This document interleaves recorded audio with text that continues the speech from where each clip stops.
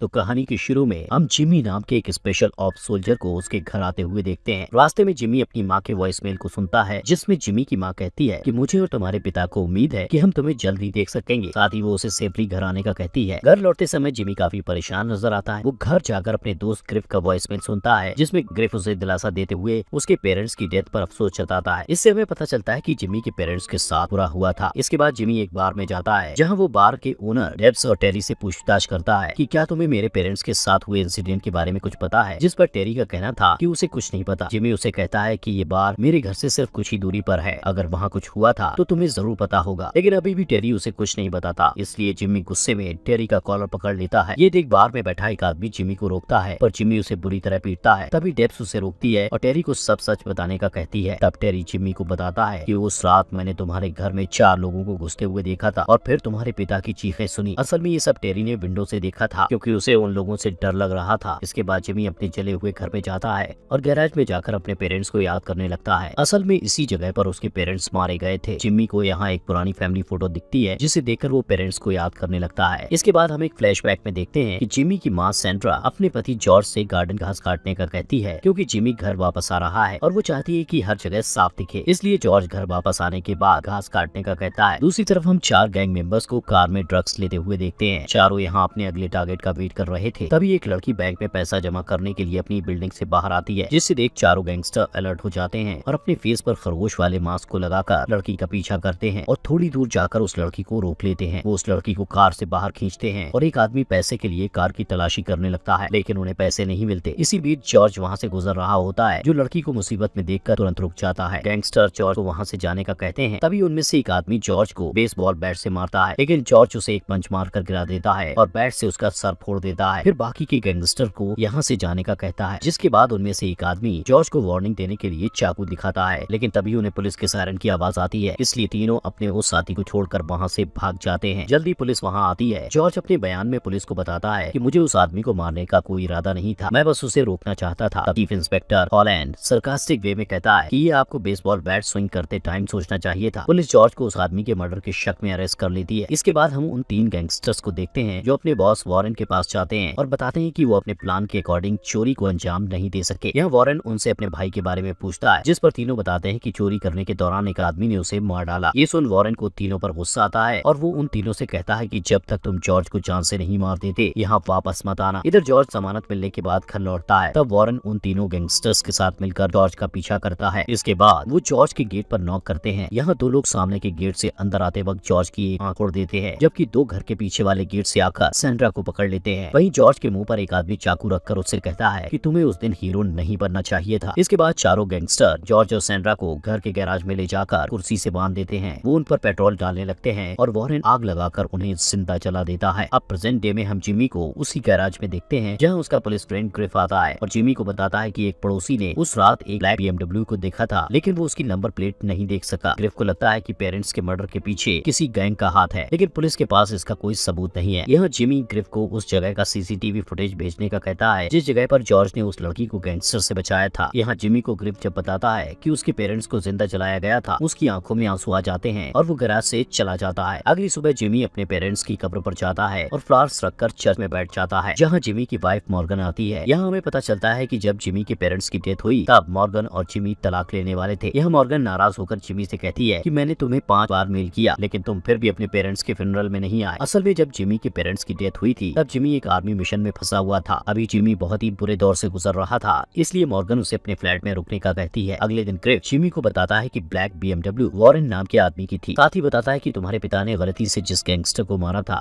वो वॉरेन का भाई था। इसमें जिमी समझ जाता है कि वॉरेन ने ही उसके पेरेंट्स को मारा होगा। इसके बाद ग्रिफ जिमी को उस दिन का CCTV फुटेज भी देता है। इसके बाद हम रात में वॉरेन को जिम से निकलते हुए देखते हैं, जिस दौरान जिमी पीछे से उसकी कार में टक्कर मारता है, जिससे वॉरेन को गुस्सा आता है और वो कार से बाहर निकलकर जिमी को बुरा भला कहने लगता है। अब क्योंकि जिमी एक स्पेशल ऑप्स है, इसलिए वो वॉरेन को बड़ी आसानी से पीटकर उसे पकड़ लेता है। जब वॉरेन की आंख खुलती है, तो वो खुद को अपनी कार की सीट से बंधा हुआ पाता है। जिमी उसकी कार पर पेट्रोल डालने लगता है और वॉरेन को याद दिलाता है कि उसने किस तरह 2 हफ्ते पहले एक कपल को जिंदा जलाया था। ये सुन वॉरेन गुस्से से भड़क कर कहता है कि मैंने जो किया वो सही था और मुझे इस बात का कोई अफसोस नहीं है। इसके अलावा वॉरेन जिमी को बताता है कि मैंने उस रात तुम्हारी माँ के साथ रेप भी किया था। जिमी अपने इमोशंस पर कंट्रोल करता है और वॉरेन से कहता है कि अगर तुम मुझे अपने साथियों के नाम बता दोगे तो मैं तुम्हें जिंदा वापस जाने जाने दूंगा। वॉरेन अपनी जान बचाने के लिए एक कागज पर सभी के नाम लिख देता है। तभी जिमी एक सिगरेट जलाता है और वॉरेन की कार में आग लगाकर उसे जान से मार डालता है। जिसके बाद जिमी मॉर्गन के पास जाता है। वॉरेन से फाइट करते समय जिमी के पेट में चाकू लग गया था, लेकिन वो मॉर्गन को इसके बारे में नहीं बताता। पर जब जिमी चेयर से उठता है तब मॉर्गन उसका घाव देख लेती है और उसे अंदर ले जाकर घाव पर टांके लगाती है। हालांकि दोनों तलाक लेने वाले थे, लेकिन इस इंसिडेंट से वो दोनों एक दूसरे के करीब आ जाते हैं और इंटीमेट होने लगते हैं। अगले ही दिन वॉरेन की मौत की खबर पूरे शहर में फैल जाती है, लेकिन किसी को अफसोस नहीं होता क्योंकि वॉरेन के ड्रग बिजनेस और क्राइम के बारे में हर कोई जानता था। यहाँ उन तीनों गैंगस्टर्स में से एक रॉब नाम के लड़के को वॉरेन के मरने का पता चलता है। तब रॉब और उसका साथी लियोन वॉरेन के बिजनेस पार्टनर कैलेब के पास जाते हैं। असल में उन्हें लग रहा था कि कैलेब ने वॉरेन को मारा होगा। दोनों कैलेब के घर जाकर उसे मारने लगते हैं। तभी कैलेब की गर्लफ्रेंड गन लेकर आती है और कैलेब को बचा लेती है। इसके बाद कैलेब को पता चलता है कि दोनों लड़के उसे वॉरेन का हत्यारा समझ रहे हैं। कैलेब उन्हें बताता है कि उसने वॉरेन को नहीं मारा है। साथ ही रॉब और लियोन को दोबारा यहाँ न आने की धमकी देता है।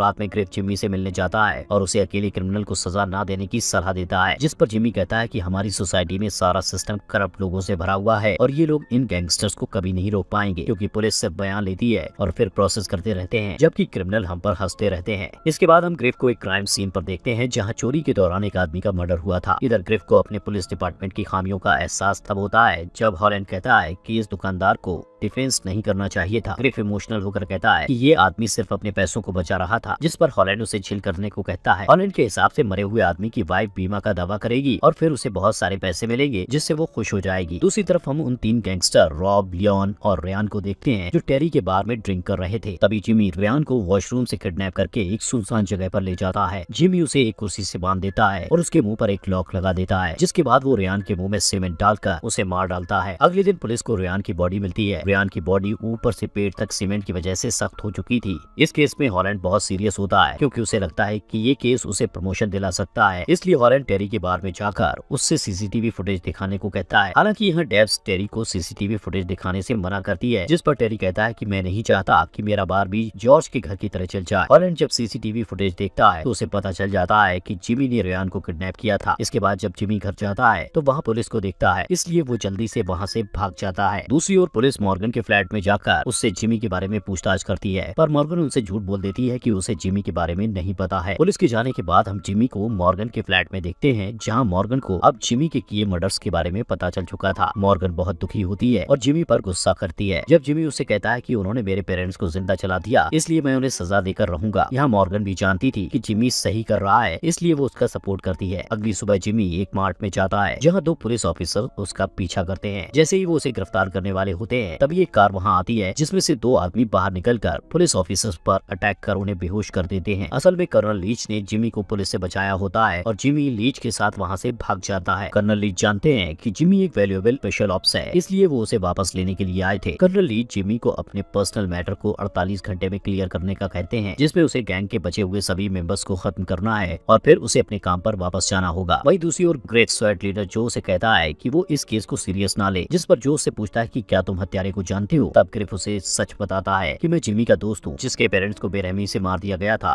जिस पर जो कहता है कि जिमी अपने कंट्रोल से बाहर है। तब ग्रिफ बताता है कि हॉलैंड इस केस को सिर्फ इसलिए सीरियस ले रहा है ताकि उसका प्रमोशन हो जाए, और अगर ऐसा हुआ तो हॉलैंड अपने डिपार्टमेंट को करप्शन से बर्बाद कर देगा। इधर जिमी को देखते हैं जो अपना बदला लेने के लिए जाता है। जिमी को पता है कि अब उसके पास आर्मी सपोर्ट है और अब उसे पुलिस नहीं पकड़ेगी। तभी हम लियोन को स्ट्रिप क्लब में बैठा हुआ देखते हैं, जिस दौरान क्लब की लड़की उसे एक लिफाफा देती है जिसमें रेयान की फोटोज थी। इन फोटोज को देखकर लियोन को खतरे का एहसास होता है, इसलिए वो क्लब से भाग जाता है, पर जिमी उसे पकड़ लेता है और मारकर बेहोश कर देता है। जब लियोन को होश आता है तो वो खुद को बंधा हुआ पाता है। जिमी ने लियोन के पैरों को एक गेट से और हाथों को अपनी कार से बांधा था। लियोन को कुछ समझ नहीं आता कि उसे टॉर्चर क्यों किया जा रहा है, जिससे जिमी को और भी ज्यादा गुस्सा आता है और वो अपनी कार को पूरी स्पीड से आगे बढ़ाता है, जिस कारण लियोन के शरीर के 2 टुकड़े हो जाते हैं। अगले दिन कर्नल लीच एक रेस्टोरेंट में हॉलैंड से मिलते हैं। वो हॉलैंड को जिमी के खिलाफ मिले सभी सबूतों को सौंपने के लिए कहते हैं। साथ ही बताते हैं कि जिमी उनका आर्मी ऑफिसर है। ये सुनकर हॉलैंड कर्नल लीच को मना करते हुए कहता है कि अगर उन्होंने कानून को अपने हाथ में लिया तो वो उन्हें भी जेल में डाल देगा। इसके बाद कर्नल लीच 2009 की एक घटना को याद करते हुए जिमी के साहस की कहानी बताते हैं कि आर्मी ने उस टेररिस्ट का पता लगा लिया था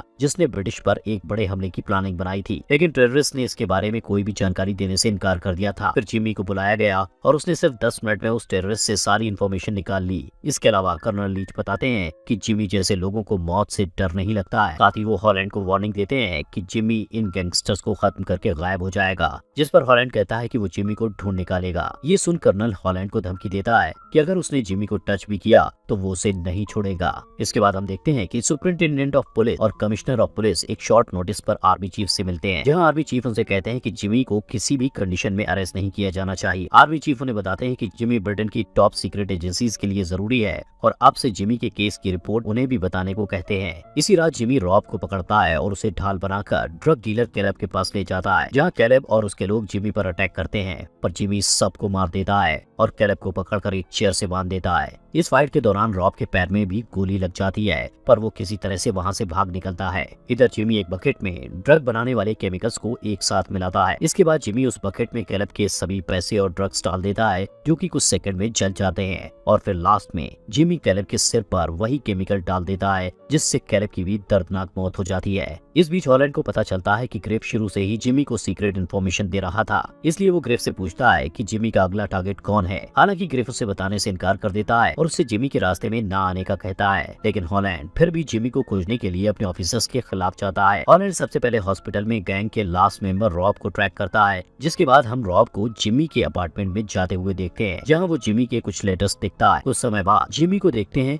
जो रॉब का पीछा करके उसे पकड़ लेता है और उसे एक पोर्ट के पास ले जाता है। यहाँ रॉब हाथों से बंधा हुआ घुटनों पर बैठा होता है। तब जिमी एक सिरिंज निकाल कर कहता है कि ये सबसे खतरनाक एरोसोल स्प्रे है जो किसी को भी अंदर से जला सकता है। तभी रॉब जिमी के फेस पर थूकता है, जिस पर जिमी गुस्से में उसे पीटने लगता है। तब रॉब उसे कार की डिक्की चेक करने को कहता है। जिमी जब डिक्की चेक करता है तो उसमें वहाँ मॉर्गन की डेड बॉडी दिखाई देती है, जिसके बाद जिमी गुस्से में रॉब को शूट करके जान से मार डालता है। तभी हॉलैंड स्वाट टीम के साथ वहाँ आ जाता है, जिस दौरान ग्रेफ भी वहाँ पहुँच जाता है। ग्रेफ हॉलैंड से पूछता है कि तुमने रॉब को हॉस्पिटल से क्यों जाने दिया। असल में जब हॉलैंड ने रॉब को जाने दिया तब रॉब ने सबसे पहले मॉर्गन को मार डाला था। ग्रेफ हॉलैंड से कई सवाल करने लगता है। तब हॉलैंड बताता है कि मैंने रॉब को इसलिए जाने दिया ताकि वो मुझे जिमी तक पहुंचा सके, लेकिन मैं नहीं जानता था कि वो मॉर्गन को मार डालेगा। हॉलैंड का असली चेहरा देखकर स्वाट लीडर जो अपनी टीम को गन नीचे करने को कहता है और जिमी को वहां से जाने देता है, जबकि हॉलैंड उसे अकेले ही रोकने की कोशिश करता है, जिस पर जिमी हॉलैंड के फेस पर पंच मारकर उसे नीचे गिरा देता है। अब हम कुछ समय बाद का सीन देखते हैं, जहाँ एक गली में दो बदमाश एक लड़की के साथ जबरदस्ती करते हैं। तभी वहाँ जिमी आता है और उनसे लड़की को छोड़ने का कहता है, पर वो दोनों जिमी की बात नहीं सुनते। तब जिमी एक स्माइल करता है और मूवी का यहीं पर एंड हो जाता है।